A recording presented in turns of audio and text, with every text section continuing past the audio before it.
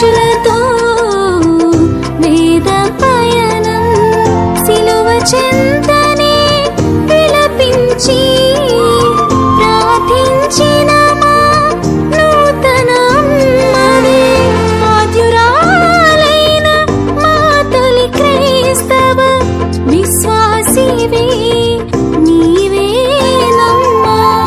ఆద్యురాలైన మా తొలి క్రైస్తవ విశ్వాసివే.